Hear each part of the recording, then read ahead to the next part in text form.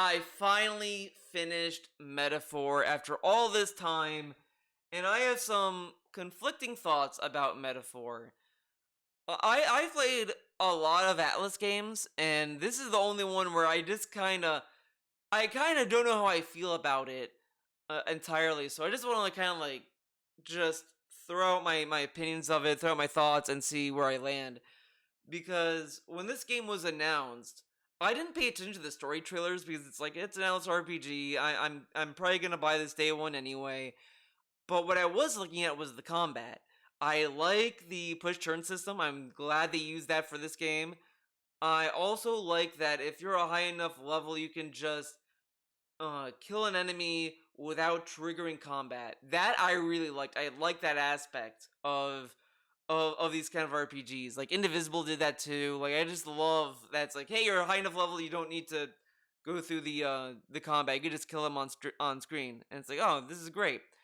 So I liked all the stuff that I saw gameplay wise, and then the game came out, and I started playing it, and I have to say, like, on its surface, just if you're playing this for the first time, it does seem like a very complete package. And I know a lot of people after launch and after everyone beat it, a lot of people kind of said they're gonna release an enhanced version of this game. Like there has to be an enhanced story to this or whatever. But if you were to ask me between vanilla SMT5 and Metaphor, which is the complete package, I would say Metaphor without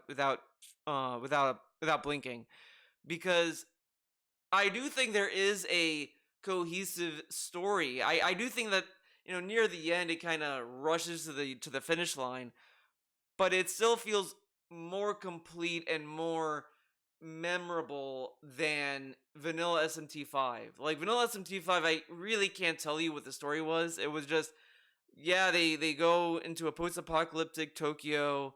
Uh, they want to find God or something and kill Lucifer. Like I don't really remember it as much as compared to Vengeance, which had a little bit more of a more interesting story. But Metaphor I think has a much more complete package, just comparatively speaking. For a modern Alice game, this does seem like a more finished product in comparison. But I do see where people are coming from when they're like saying they're gonna release an enhanced version of Metaphor that's gonna have more story to it or something, which I could kind of see. I see where that's coming from, but we'll see what happens in the future.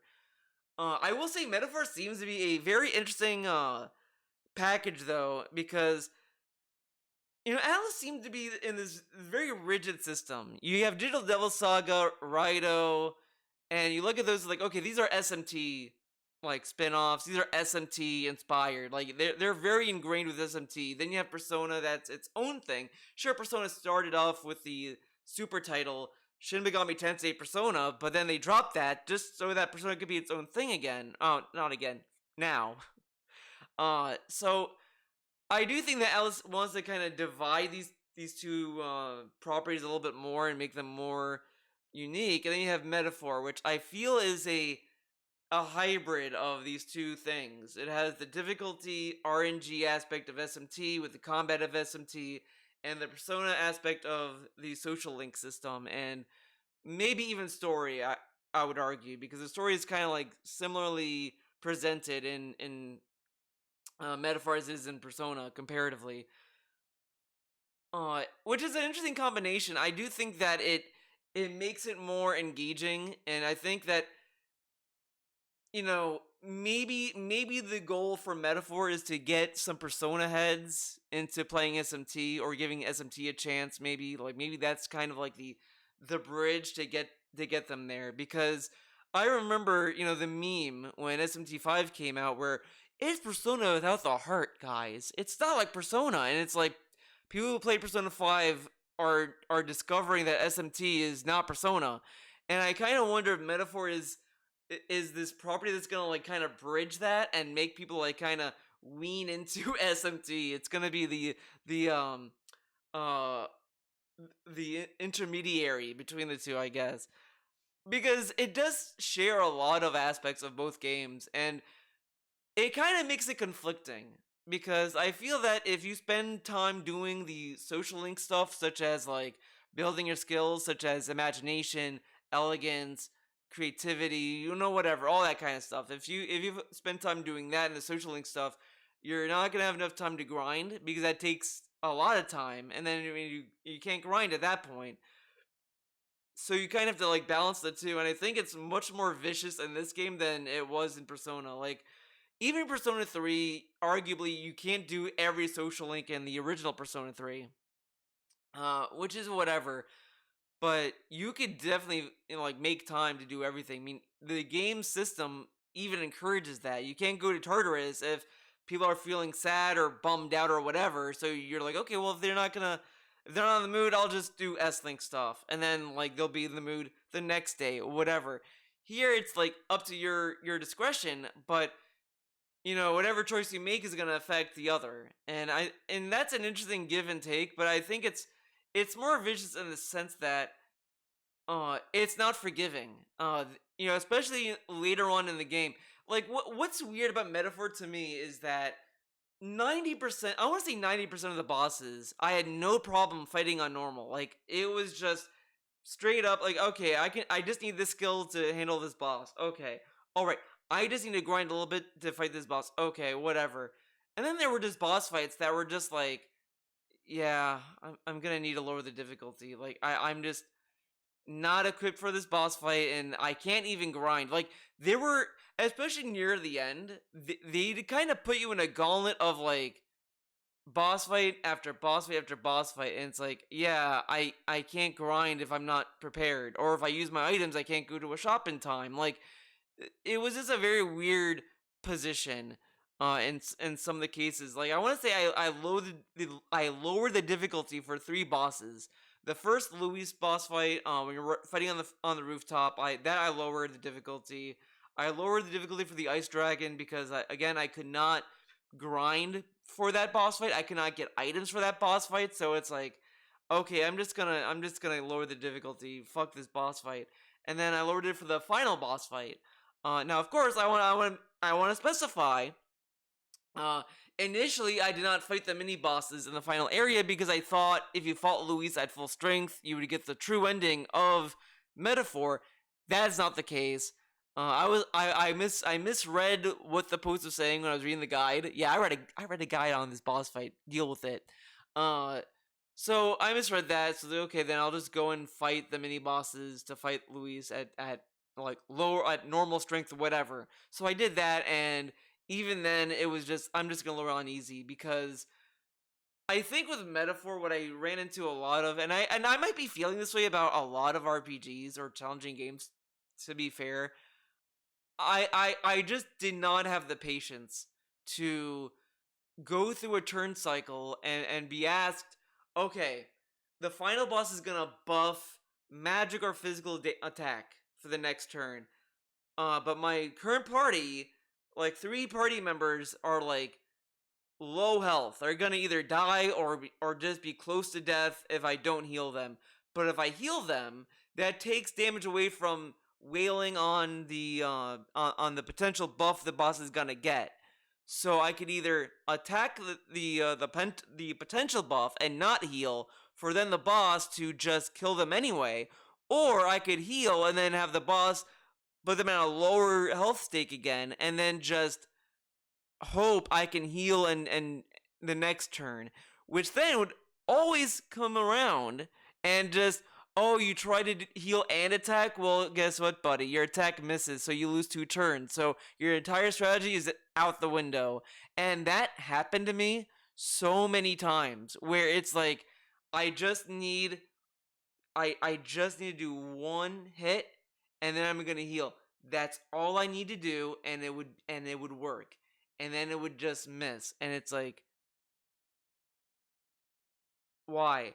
And I kind of feel I've talked to some people about this, and I don't and I feel like maybe I'm not paying attention or I don't understand, but I feel the turn order just changes whenever the game feels like it. I don't understand because I would do a battle. It would start off with Juna, then it would go to Yufa, then Heiz. No, it would go Juna, main character, Yufa, Heizme, right? That would be the order I would plan all my stuff because it would do that for a while. Then randomly it would go, okay, Heizme.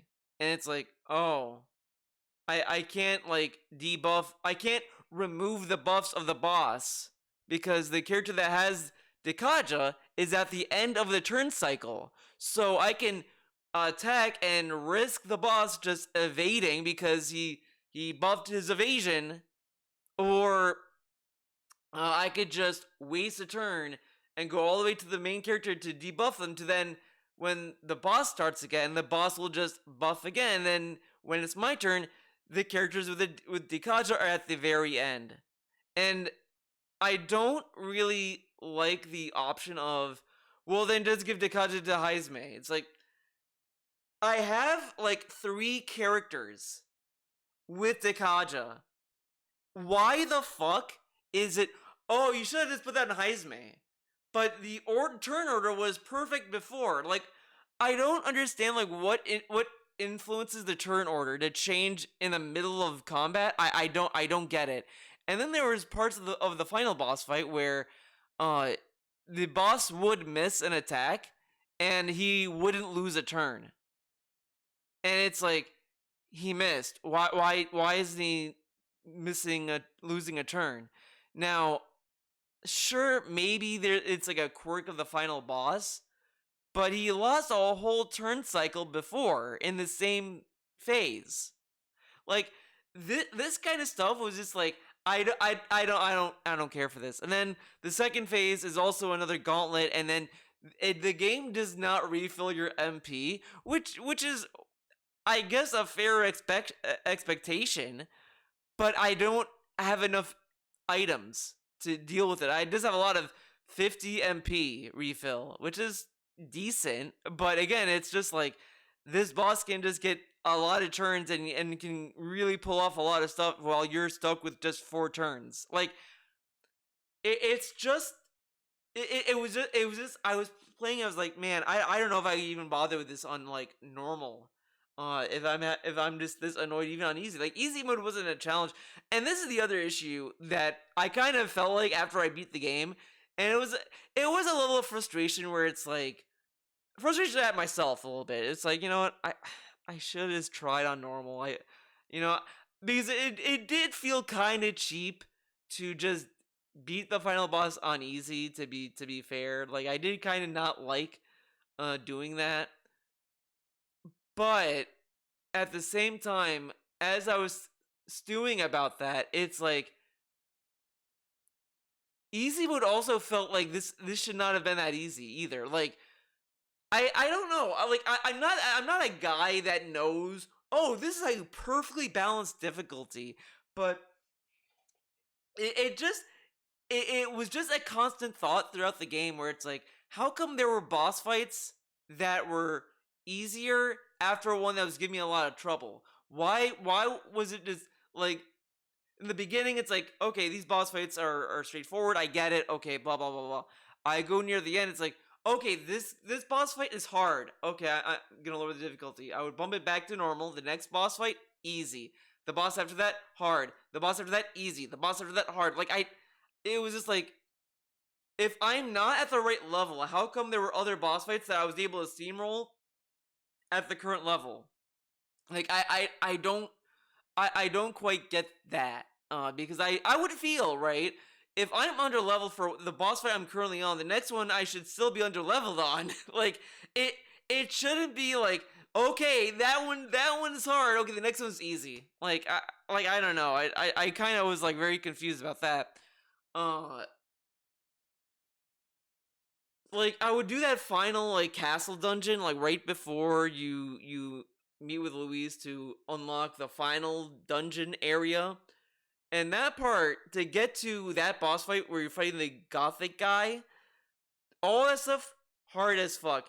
Him, on the other hand, was easy. Like, it was just like, I was just like, I had a way harder time with the enemies in the dungeon than the boss. And it's like, these kind of things is, just really sat in my mind as I played this game, and I think that's kind of what made me just want to lower the difficulty. It's like, you know what, this game doesn't make any sense to me. I'm just gonna lower it. Fuck it. And you know, I'm playing it again on normal because I did save before. I kept the save file where I was like right before the final boss on normal. So I did save. I do have that save file. So if I ever want to try again, I can. Uh, and I tried yesterday, and it's like this is this is taking way too long. This isn't like rewarding, and I'm not really feeling this fight anymore. Like all of my like ambition just kind of went away. So a lot of times I would say that, you know, it is a me thing. It is a skill issue, as the cool kids say. But I have played other Atlas games, and I never felt this way about a final boss being this hard. Like I played SMT3, and I did not think, uh, like I fought against Dante that had an 80% crit rate in the first attempt, and I was able to overcome that challenge. This, it's just like I don't want to overcome this. Like, and I would look online, and I would see other people have this same issue as I did. They would have this same trouble, and I'm sure there are people who had easier time with this game. Again, I'm not saying that my experience is the default experience for everyone. It's just it was a very weird experience for me, where it just felt like that it was a roller coaster of like of nonsense, where it would just be like, hey, this is fun. Okay, this is pissing me off. Okay, this is like it really felt like sporadic and like insane. And it's like I don't know why this is like such a roller coaster ride for me. The other aspect I just didn't really connect with in Metaphor is the archetype system. I feel a lot of times all the skills I wanted or would need would be locked behind either a higher level archetype that I've yet to unlock or one that I didn't discover yet. And I just sat there like, you know, I said about Digital Devil Saga with that I like Digital Devil Saga as, you know, whatever, it's a great game. But man, I miss demon fusing. I miss fusing demons. I miss going to uh the area that you fuse demons and like look at the stats and all this other stuff and get a new skill, whatever. Like going through this menu of like skills, it just feels like just a basic skill tree. Like I don't know, it just it took what I liked away. Like I love SMT3 going to into that area. I'm like, okay, I want to fuse this. I want to see what happens when I fuse this and this, whatever.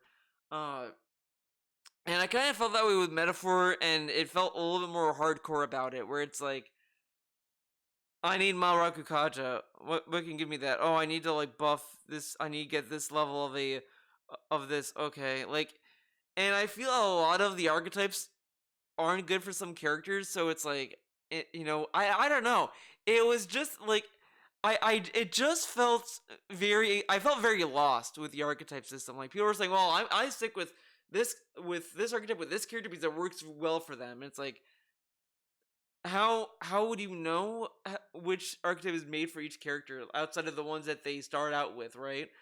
Like I don't know. It's weird. It's a weird situation, and it's like I just want to go back to demon fusing at this point. Like I don't know. I don't know. I don't know how I feel about the archetype system like fully. I feel that all these skills I wanted were like locked in a higher level.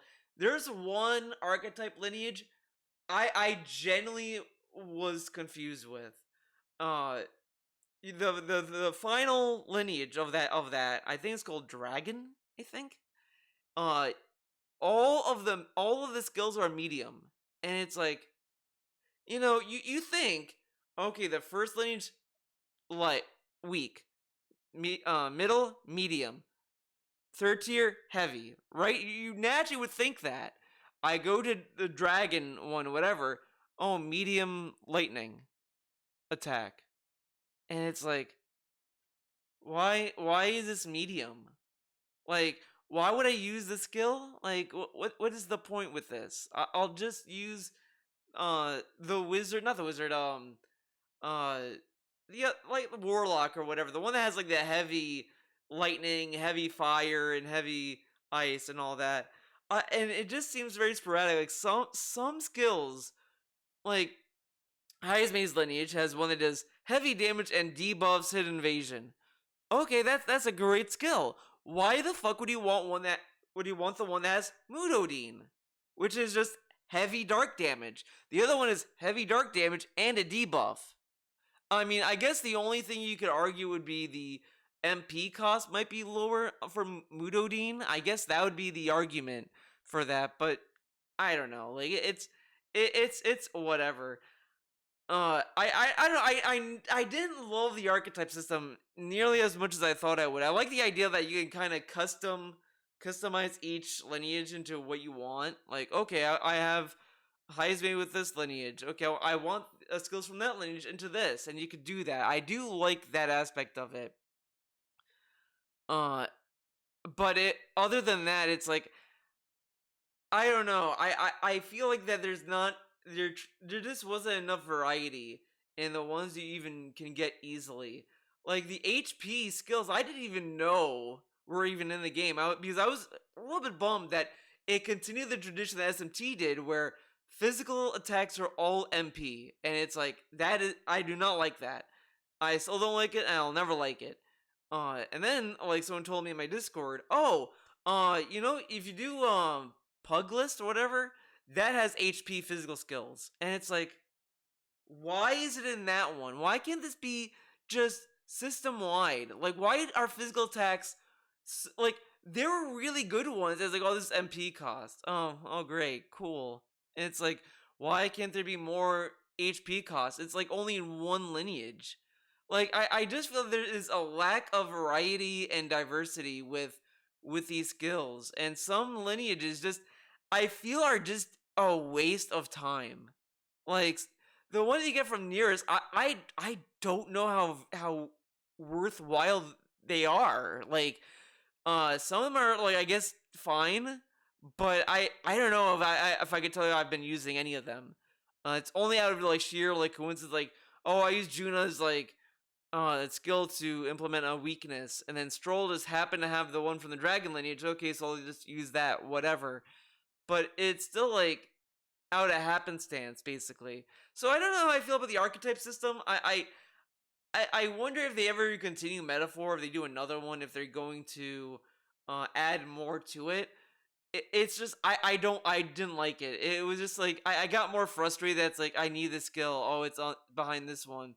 Well, it would be nice if I had it now. And it's like, and a lot of these archetypes are hidden behind a higher level rank where you need to up a skill again, taking time from grinding. Like it's just this weird dichotomy where it's like I need this, but I can't do this because I need to do that. But if I can't do that because I need to grind, but I need this. Like it's just constant like I need this and I can't work for it now because I need to grind right now. Like it's just I don't know, and I guess it's just bad management of time on my end when it comes to the into what the game allows you to do, which is whatever. But I at least felt with like Persona and even SMT, I could get by just fusing a decent demon. Like I'd be like, oh, this demon has what I'm looking for, and I get it.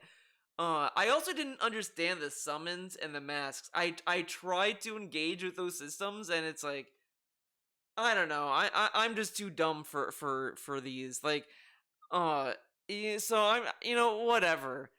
Uh, I kind of like the thing is when they introduce the masks and the summons, I feel it's like a little late in the game, and and at that point I don't care. It's like like why can't this be in the beginning? Like why?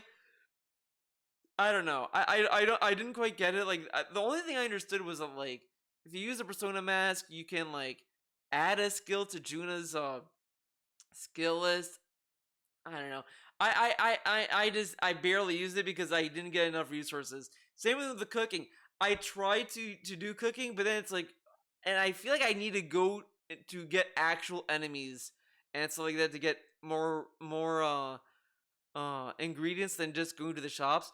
So it's like that was another thing that's like I don't want to deal with this now. I just want to like just play the dungeon aspect of it, the combat. Like there were just systems I just didn't want to engage with. And some can argue that's probably why the game was harder for me, is that there were just systems I didn't want to engage with. But I shouldn't be punished for doing that. Like, you don't have to do a lot of things in like SMT, and you can still make your way to the end. Uh, so I don't know. I don't. I feel like Metaphor has a lot of stuff going on, and I couldn't really care about being engaged with the stuff that I should have been engaged with.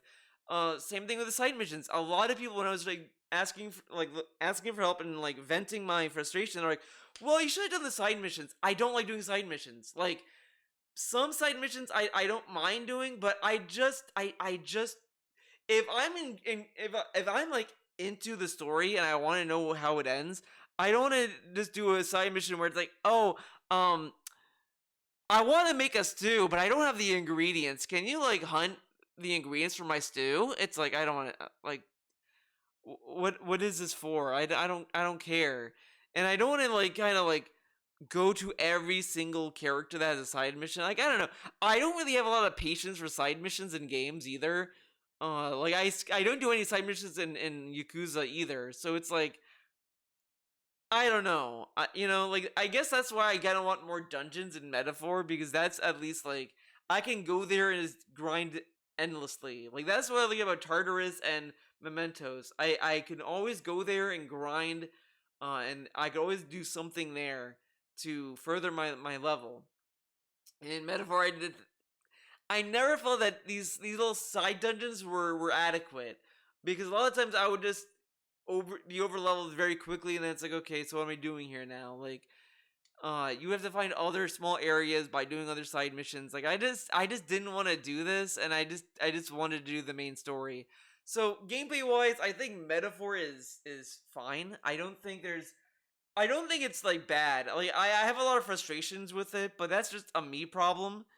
I do think that it's still a fun game, and I would recommend it to even people who've never played SMT, because I think this is more in line with like what you'd expect a basic RPG would be, where it's like, yeah, there's challenge and then there's like story and all this other stuff. So I do think that it does that very well, because SMT is a very polarizing RPG where it's like, hey, this is designed very specifically for this, and then Persona is like, with Persona, I've been kind of feeling this with Atlas lately. With Persona, I think Persona 6 is going to be an easy game, an easier game than like Persona 5 was, because I feel what Atlas wants to do is have Persona be the mainstream game that everyone plays. Everyone plays Persona.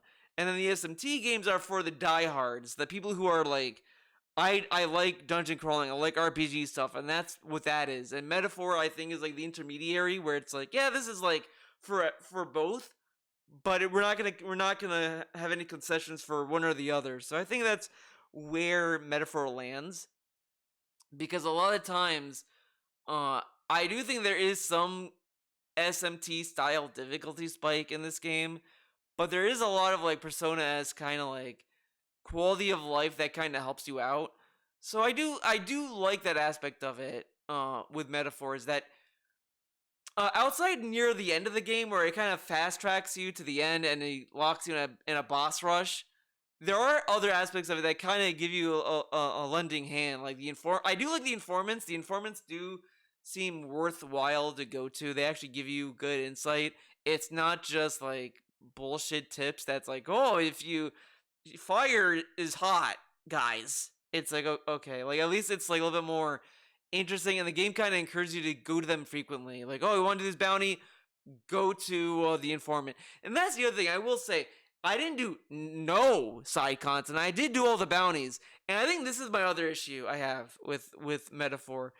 I wish there was more bounties. I think like if I didn't want to do the side missions, the bounties is what I would have gone to. I would have gone to the recruitment center more often, but it's like they give you such feeble amount of targets. It's like, okay, you fought two. Okay, you're gonna wait until like the next like story point for more targets. It's like, why why can't I just get more targets? Like, this is a recruitment center, not like, what story significance does it have that I have to wait till the story to advance to get more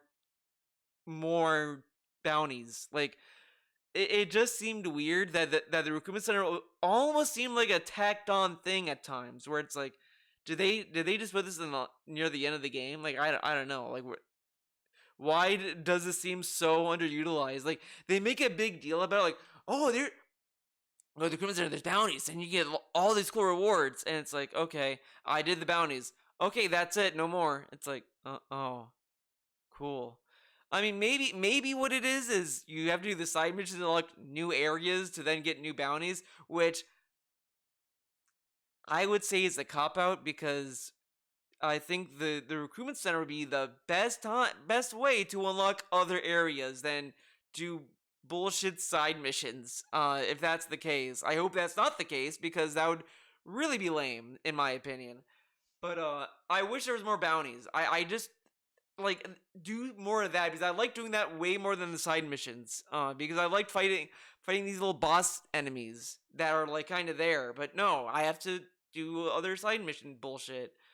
Uh, I liked some of the side dungeons you find though. I did like that, but again, I think a lot of the issues I have with Metaphor is that they either need more dungeons or it just needs more bounties. I guess for the recruitment center, whatever.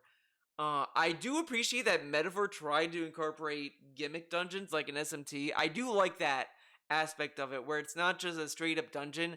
The one where you're trying to sneak into Luis's ship is a decent dungeon. I like the idea.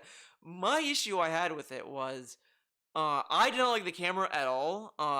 The stealth was it's not hard, but what I kept running into is I would not see where the enemy is. I don't know where they're facing. I don't know when they're gonna turn. So I would just kind of walk out, and then I would get caught immediately to an enemy I didn't see. And it's like I couldn't change the camera. Like I kind of didn't understand why they wanted the camera to be part of the challenge in the stealth. Like the stealth is the challenge itself, because you can't really like win the fight unless you beat them within 3 turns. Like I like that requirement, but it just became like I can't see the enemy. Like I'm getting caught because I didn't see the enemy and where they were going or whatever. Like it was just there were a lot of times where I would just get caught like where was he? How did I get caught? What? Like it was just weird.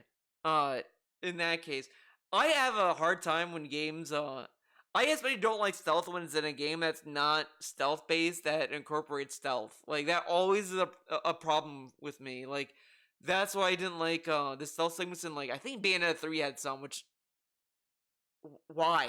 Why include that in Bayonetta 3 is beyond me. I think Spider-Man did that. Oh, they kind of did with Mary Jane, but they fixed that in Spider-Man 2. Yeah, I'm sorry. Spider-Man 2 did make the Mary Jane segments a little bit more fun with giving her a gun. That's all she needed, a gun. Come on. So I just always struggle with like these games that try to incorporate stealth and the game doesn't really lend itself to that very well. But that was it for that segment. But other than that, it's been overall kind of fun. Uh, I like the enemy designs. I like that they're called humans and all this kind of stuff. So let's just get into the story, the art designs, and all that kind of fun stuff. The music is so good. I never liked this kind of like setting, fantasy setting. I'm not a huge fan of it, like medieval fantasy, whatever. But I kind of, as this game was going on, it grew on me because it started to occur to me that it's not just a pure like medieval fantasy because there's a lot of like weird technology involved that made it more interesting, and I kind of liked it more and more because it was actually more abstract with the fantasy aspect of it, which I think fantasy needs to do more of. Like, I'm tired of this fantasy being, oh, medieval Game of Thrones, right? Like, move on from that. And I like that Metaphor tried to do more than just that, with its designs and its direction. So I liked a lot of that with Metaphor. I like the character designs. I like are they called elves? What Hulkenberg is? I feel like they're not elves. I think they're called something else, but they're very similar to like elves in the sense that I think they have a long ass lifespan. Uh, and all that kind of stuff in the fantasy lore. But I like their designs. Like Hulkenberg's design, uh, it's a brilliant design. I know people are gonna like ring their simp alerts and say, "Oh, Theo simping, what a shocker!" But she is a good designed character. Come on, come on, come on. She has like the best kind of red hair. That's not like fucking ginger basic bitch ginger. It's just cool ass red. Uh, she has cool ears, the little black tips, whatever. I don't know if that's supposed to be like skin things or like it's like fuzzy, right? I don't know. What? Who cares, right? Uh, I just like Hulkenberg as a character. Very good character. Very good character in the game.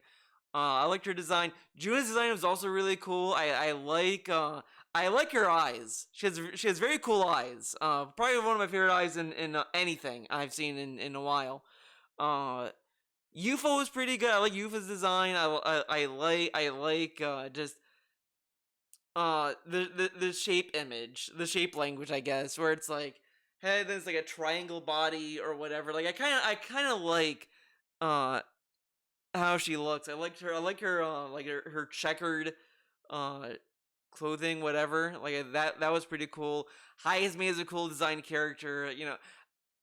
It would be very hard for me to find a character that I didn't like their design of. Like I mean maybe the only character I didn't like design wise was the gothic guy. But I just didn't like him either. He was just very like oh, okay like uh but yeah I can't think of any other character that I it was just like whatever. Uh Maybe Dell, but Dell is fine. Dell is all right. Basilio is cool. But again, I can't tell you a character that I just did not like their design or anything about. I think uh they spent a lot of time with the art direction, which I think is why this game took forever to come out. To be honest, I think like them designing the characters, the menus, and all that. I think that is probably where all the time went. In some cases, they're always reinventing the UI, and the UI is like brilliant in this game. Uh, the music is so good. Like it's such bizarre music. Like I can't even like hum it or do whatever, but you know the music. It's so good. Luis's theme every time Luis is like on screen, I love the evil theme that plays behind it. It's so good. It's so good. Like you can literally have a scene where they're talking about like beautiful flowers. Then the second this dude shows up, it's like and it's like, oh shit, what the fuck's going on? Like he's gonna say some fucked up shit.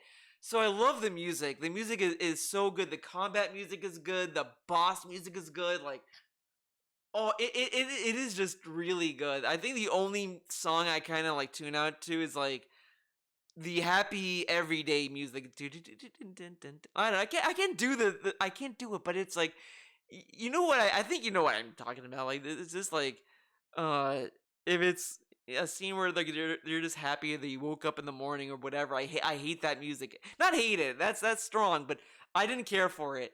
But everything else is so good. The final boss theme is good. Uh everything like from start to finish is good music wise.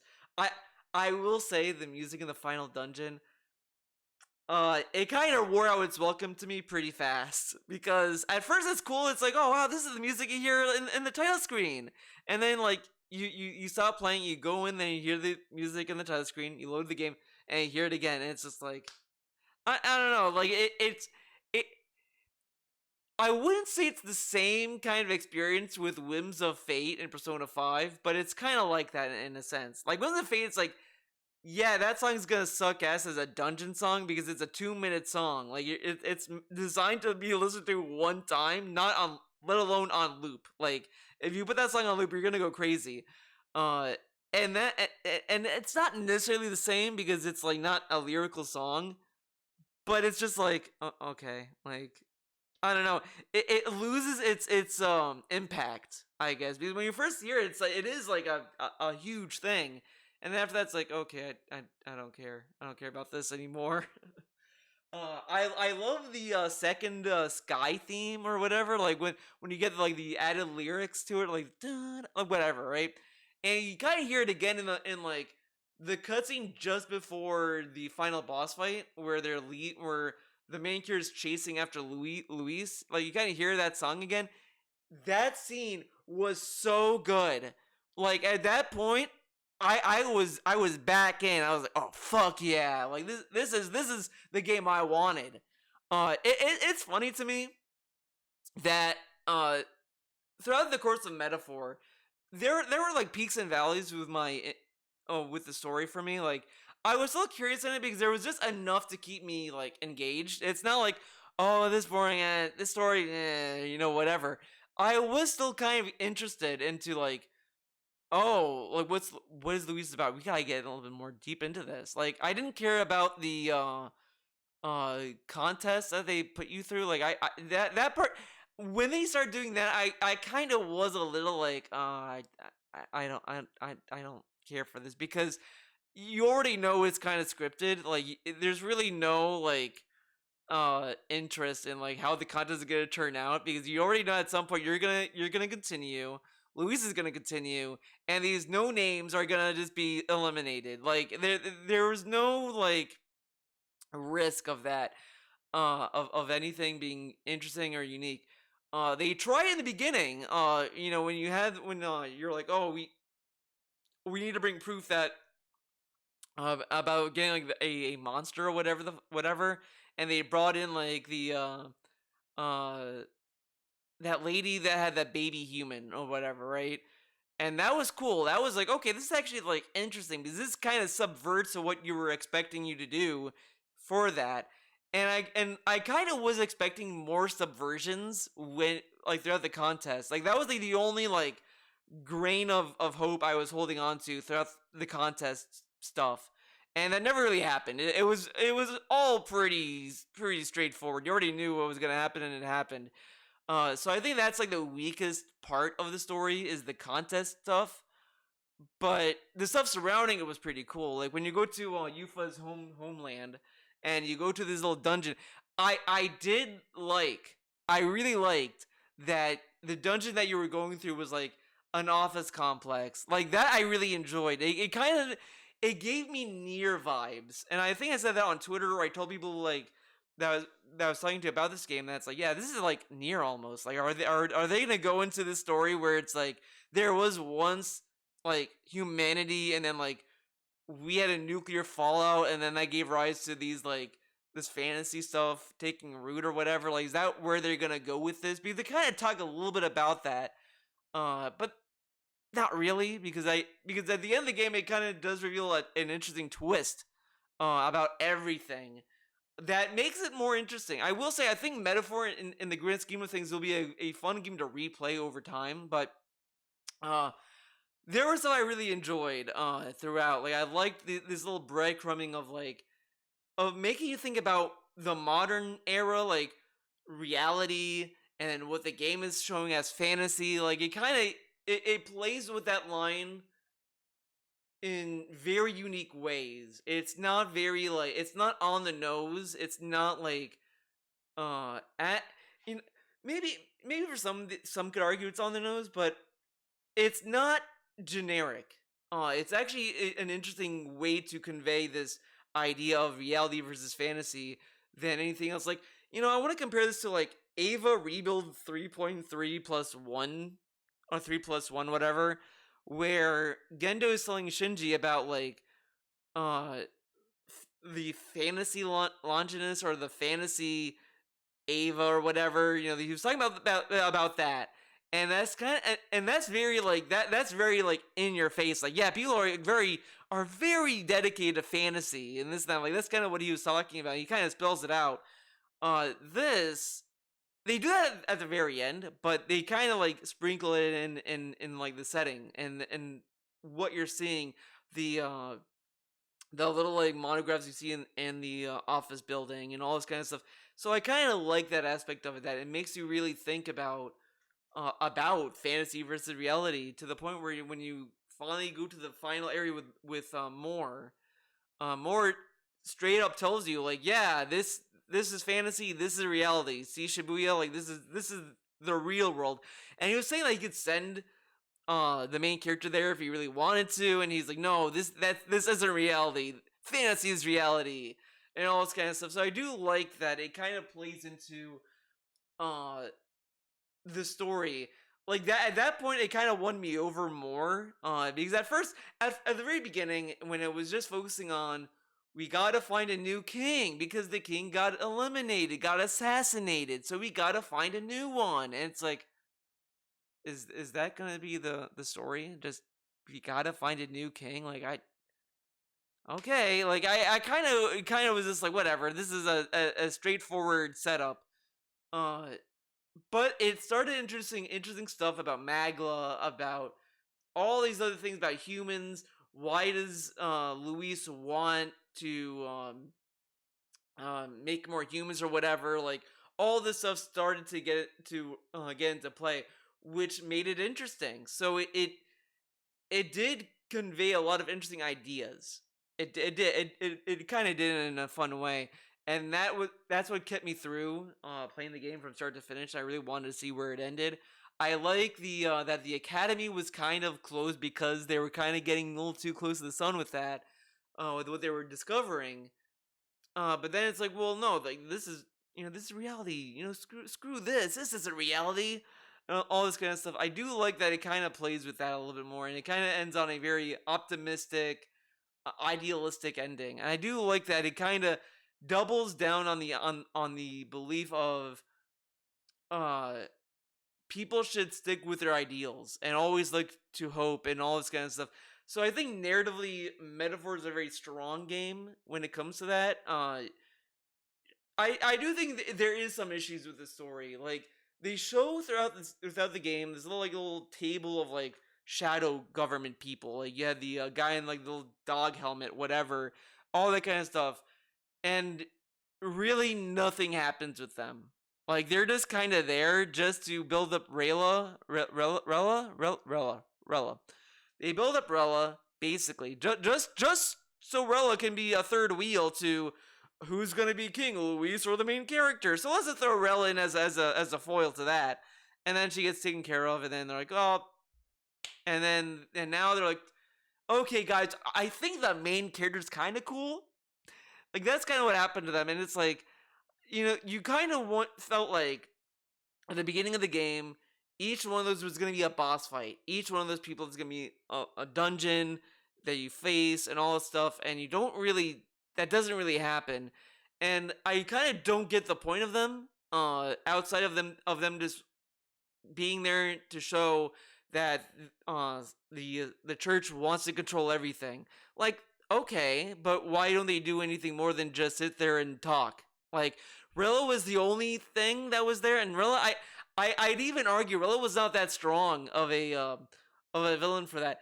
I think Rilla served her role fine, like because it's clear that Rilla just didn't want to be the leader and was just there because they just put her on that pedestal, and she was just like, whatever. So it fits in that kind of like role, but outside of that, it's like I would not sink that entire shadow government on just Rella. Like they should have just been more like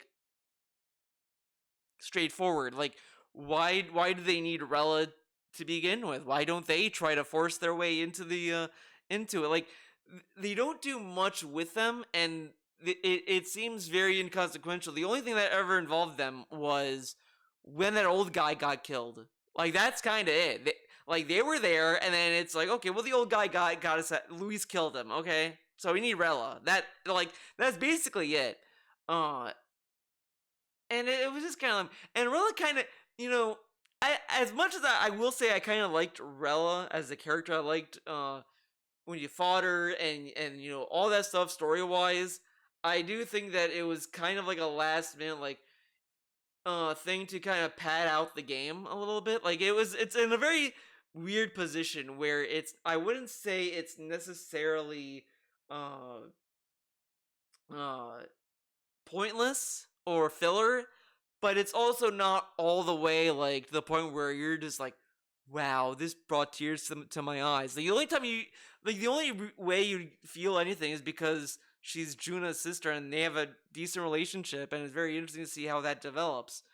But yeah, that whole secret shadow government thing just kind of goes nowhere, and it's like, why was this so like built up, right? Like it just that part just felt weak story wise. But I do think overall, I do think that this is one of the games with the strongest characters I have seen. I love the cast members. Like, I've talked about like my opinions on the cast of like Persona 3, 4, and 5. 3, the best cast. Love Persona three's cast. 4, hate them. Fuck Persona 4. I'm very vocal in my hatred for Persona 4, but the party is just lame. They are all underbaked characters at best, and at worst they're garbage. So whatever. It's a range of trash and underbaked. Then you have Persona 5, which is marginally better than Persona 4, but there are still some characters that are just that I don't care about, like Haru. I don't give a fuck about Haru that much, but she's nowhere as bad as Yukiko. She is not as much of a waste of a slot as Yukiko ended up being. I'm sorry, I'm still a little bit slighted on Yukiko's S link, so pardon that. But Metaphor, on the other hand, I think has an overall like solid cast of characters that I liked all of them. They all have cool stories and conflicts. Oh, I didn't get far in Basilio, so I don't know where he ends up. I don't know what his S link was gonna like, or his bond was gonna be about.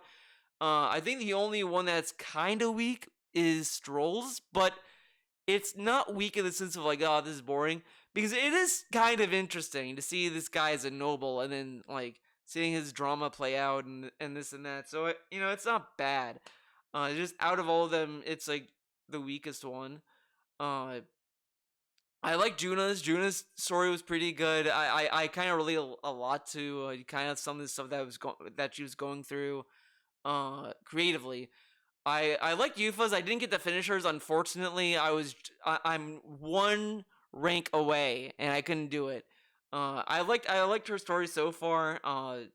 It's interesting. Heizme was pretty good. I liked Heizme's story. Like the I will say this is a very solid cast of party members. I even like the side characters. Maria was cool. I like dealing with her. She kind of reminded me of a lot of the stuff that I liked about what's her name in Persona 3?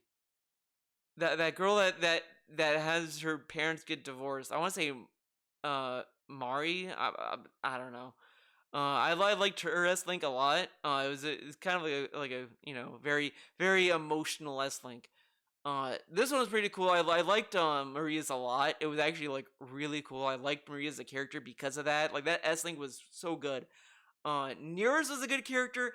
His S Link, I liked the final part of it. I liked that you got all these like relics, and he just ends with like he's like Nearest is a good character. Don't get me wrong, but it was just a lot of his bond was just like, oh yeah, oh I got relic. I can do all kinds of stuff now. Cool. But I like that at the end. It's like, yeah, with all this, I can do some fucked up shit. We can like do shit. But this is very fucked up. So should we use it? I think not. I think we should destroy them. And it's like this is a very idealistic inventor and very ethical. Like he's driven by ethics, and he understands the conundrum of like wanting to advance and then the risk of like of the dangers that may impose, but he's a very idealistic guy. Like I think he's a very solid character. I think overall the message of his bond is good and solid, and he's a great character. I loved everything about what he's about. He's a cool character. Love the character. Hulkenberg, I like Hulkenberg. She's kind of like almost the Makoto of the party in the sense that uh I kind of wish her bond went a little bit more into it, but it got enough where it's like, okay, this is still kind of interesting. Like I like that she was really upset with her core being like kind of like corrupt and not being honorable or whatever, and she's like, what the fuck's going on with these people? Like, come on, like guys, hello. And then she like destroys Rodanth, and it was like, yeah, see, now get your act together, guys. And then they got their act together. I like Hulkenberg as a character. They do a lot of stuff with her that uh I'm just a sucker for. I love these random little bursts of personality where she just wants to eat everything. Oh, we kill this dragon. I wonder how the dragon tastes. Oh yeah, this and that. I love just the social awkwardness that she has too. Like when they're trying to face off with Heisman for the first time, that scene. That at that point I was like, okay, she's goaded. You can't convince me otherwise that she's not goaded. Literally, they're all like just trying to make a loud noise, and Hulkenberg's like, "Oh, that's how we're gonna play." Okay, Galaga, your wings are fucking loud. It's like, okay, this character is great character. So I'm a huge sucker for Hulkenberg. It checked a lot of boxes in the sense of like why this character rules. Great character. I love how assertive she is, how cool she is. She's a cool character. But again, the entire cast I think is a well written cast. Like I think I've seen some people say a lot of like, oh, this character's kind of boring, whatever. I didn't feel that. I felt very like interested in everyone's bond. Like I I would have done everyone's bond if I had the time. Like if I fucking had my game up, I would have like done Basilios. I would have finished Yufa's. Like I kind of wanted to do them sooner because I like the characters. Uh More so than even the side characters. Uh and even them I liked. I like Brigetta. I found out that in the concept of metaphor, she was supposed to be a party member, and it's like, why couldn't she be even a secret party member? She's so cool, and it's like, nah, they took her out of the party to be an NPC, but whatever. She's a cool character. I like, when you go to the end of the game and you talk to all of your bonds. I love that she's like, yeah, you know me. I was considering killing the dog's owners because like she loved the dog, and then she's like, but then I decided not to because I couldn't do that. And it's like, okay, this character's kind of funny. I like this character a lot. Uh, so I think like a lot of the characters are well written in this. There's a lot of shortcomings of the story, as I said, but I think it makes up for it with a very strong cast of characters. Except for like the shadow government people who just sat on their ass the whole time. But I think everything else is so well connected character wise. I liked Luis's character. He was a very good villain. I liked that he wanted to rid the world of anxiety and wanted to kind of put everyone in a test of like how can they deal with anxiety? Are they going to go berserk and become a human, or are they going to like evolve? And that's kind of what he wanted to do with everyone's anxiety because he just didn't want to have a world filled with that. But obviously that's the wrong way of thinking, a very lonely way of thinking. I liked that Luis, as evil as he sounded, there was at least a sadness to his motivations, and I kind of like that they also revealed he was not a what do they call the people with the horns? I don't know if they even called him anything, but he was an Elda. Secretly, he was an Elda. So I like that aspect of it. I will say in the middle of the game when they reveal that the main character is a person, what do they call him? Like an amalgamation of fantasy, and he was just the prince's fantasy or something. That part when that when they said that, I was like, I don't know how I feel about this twist. Like there was something interesting there, but I don't know how I feel.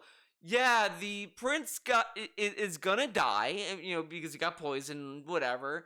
But he has a fantasy counterpart that is running around and can do whatever. It's like this this is the twist. Like I don't know how I feel about that twist personally. I mean, the ending kind of gave it credence a little bit. Like I felt a little bit better by the end, where it's like they kind of reveal that there is this link between reality and fantasy, and that kind of made it worthwhile.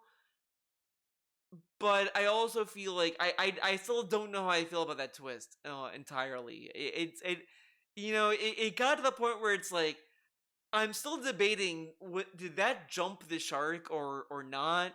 The ending did kind of like excuse it in a way, like they kind of like walked it in, like because they did kind of allude to stuff like that with the that dungeon we're in the office complex, like that did kind of allude to some form of like this could be a fantasy to what's going on, and the game is literally called Metaphor, so it's clearly like this game from like from the ground up is just making. I guess you could call it a joke, I guess, but it's kind of like a metaphor with what's going on in reality, which is also kind of very funny that it came out in an election year for for America, where we're having a presidential election. Very funny timing, a hilarious timing on Atlas's part. Uh, so it's just a funny game, and when you take all this stuff into consideration, it came out during an election year. The game is called Metaphor. It deals with fantasy and reality. It deals with an election style story. All this stuff. It's just kind of funny. So I still don't know how I feel about that choice, but I guess I could kind of give it because uh the ending was also kind of like very heavy handed into like this is fantasy, this is reality, and it's like, well, let's not give up on fantasy just so quickly. Let's give this world another chance. Which I kind of like the overall story where it's like, as much as things can get bad and has or how much anxiety you may feel about what's going on, at least look forward to being the potential change uh or inspiring people to be the change you want, right? Like it does have a nice ending that it kind of gives you an uplifting ending where it feels like, things may look bad, but just, put more effort out there and you can be the change that can lead to other stuff. Like don't just give up. Which is a good ending. I did like the ending as well after the credits where the king, the newly appointed king, wants to still explore the world, and your party just catches up with you and all that kind of stuff. I did like all of that, like kind of reunion stuff. uh I do think it does open itself to a sequel. I don't know if Metaphor is going to be like an anthology kind of game like Persona, or if it's going to be like SMT where it's like, I don't want to say pseudo sequel or whatever, but like, like SMT3 to SMT5. Like there's definitely a connection between those two games, but it's like, you don't need to play one to get the other, right? Like I feel like that could be what Metaphor is doing. It could also be a direct sequel too. Like I think it's open to any of that. Uh I will say I played this game dubbed. Yeah. Yeah, I played it dubbed. Deal with it. The dub is good. I disagree with a lot of people when they disagree with me on some dubs. I think Persona has a good dub. I think Reload had a good dub, and I think this has a good dub. I like the main character as a spoken protagonist. I'm whatever on silent protagonist, to be fair. Like I'm not like violently opposed, but I would much rather have a spoken protagonist. Like that it was the one saving grace of like Soul Hackers 2. I loved Ringo as a character, great character in a very mid game. Uh, but the main character of Metaphor is great. I like that he's a spoken character. You hear the choices you make, so it sounds even funnier when he says something that sounds silly. Like it's great. So I liked a lot about this game. A lot of the choices you make does affect the ending, very like Persona esque. Like I think that's the other thing that I feel that Metaphor kind of missed out on. uh, I feel this could have been ripe to have multiple endings like SMT. Maybe not as much, but they could have done a little bit more than what you got stuck with. Where it's like you can either end with Fantasy Lives On or Fantasy Dies or whatever. Like these are very Persona esque options. But I feel like that they could have just found an ending that was kind of like interesting into what kind of king the main character is gonna be. So I think that's a missed opportunity that they could have gone with, and because I feel like that's kind of what they were alluding to in the beginning, like because I feel like that it kind of leads to like be the king you want to be. or whatever. They kept proposing to the character, "Oh, you could be the king. Why don't you be the king?" And it's like, I don't want to be the king. Why? So that could have been an ending where he's like, I don't want to be the king. Oh, I'm gonna give it to Izme, or I don't know, like whatever. Like I feel like that this game could have worked with multiple endings, and they didn't do that. But I don't know the logistics of how possible that could have been. To be fair, but I think if they could have figured it out. Maybe it was in a draft. Maybe that's another reason why it took so long for this game to come out, because maybe they initially wanted there to be multiple endings and they couldn't get it to work out. But I don't know. Who knows? Uh, it is a good game. I enjoyed it. As hard as it was and as much difficulty I had with it, I did enjoy it. I wouldn't say it's my favorite Atlas game. I still think SMT3 and Persona 3 FES are like my favorites. But this is definitely up there. I think for a new franchise or a new game that stands alone, it does have its own identity. Like it does pull from both Persona and SMT, but I also think it has its own identity just as much. It's a solid game. And I think the art style is like really good. I really hope that if they do another one, they kind of keep in line with how good this game looked. Uh, I do hope for more dungeons, I guess, but whatever. It's overall a solid game. I enjoyed it. I don't know if I'll, you know, I do want to replay it from the start again, but I don't know how soon that's gonna be. But whatever. It's a solid game. I enjoyed it. It's pretty fun. I'd recommend it if you are a fan of SMT or just Alex games in general. I think it has enough for everyone. So if you were to ask me what I'd rate it, it would be an 8 out of 10. Now, would it be my game of the year of last year? Uh, I don't know. Maybe. I don't remember what else came out that year that I would have like said otherwise. But I guess it would be because it's the only one that I played that I liked. I guess I don't know, but it's a solid game. I would give it an 8 out of 10. It's fun. I like the story. The archetypes, good idea. Just didn't I just didn't think it came together by the end. But whatever. It's fun. I enjoyed it. Uh, and yeah, that's it for this video. Thanks for watching and listening to my rambling about Metaphor. Uh, it was fun. I didn't. I now I did pose this in the beginning where I said, well, I went from hating it to loving it. Uh, I don't think I hate it. I feel like a lot of times I made one tweet that says, I think I'm gonna despise this game. I I think that was just pure rage. Like a lot of those tweets are fueled by like emotion, like just pure frustration, just shooting off the hip. So I don't truly hate the game. If I did, I wouldn't have beat it, right? Like I wouldn't have stuck through it, uh, or whatever. Uh, I don't know if I would love it as much. But I did like it. I think I just like this game. I don't have any. I don't have a lot of negative things to say about it. I know some people like kind of like hated it over time, or they just didn't like it as much as they did at the beginning, which I understand. But I don't think that I kind of ended up liking it a lot more by the end. I was just more frustrated with just kind of like the gameplay aspect of it. But I don't know if I would say I disliked it. I do agree that it does feel like that there was stuff that it was missing. Like it just kind of feels like they just kind of dumped a lot of stuff there. Like it does feel like at what I said about SMT5, that it felt like that Atlas just sat there and was like, okay, this game has to come out. Like we can't keep delaying it. We can't keep working on it. It has to come out at some point. So by the end, it could have just simply been like, yeah, just do whatever it takes to make it release. But I will say it's not as bad as SMT5 vanilla. That just purely felt unfinished. Like that just felt like that they just kind of just released into the wild and said that's it. Uh, because I do feel if they do an enhanced version of Metaphor, it's just gonna be like maybe like an epilogue that they'll add or something, or like that length.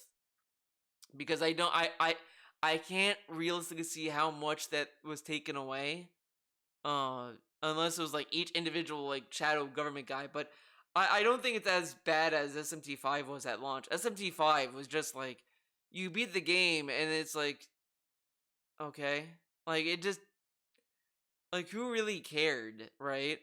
Uh, Meanwhile, Vengeance like literally fixes that because it gives you an actual story. Like, so I don't think Metaphor is nearly as bad as SMT5. I see why people think that or see that it's like unfinished or there's stuff missing, but I would not say it's like SMT5. That seems like an exaggeration, in my opinion. But that is it. Thanks for watching, and I hope you enjoyed this video about Metaphor.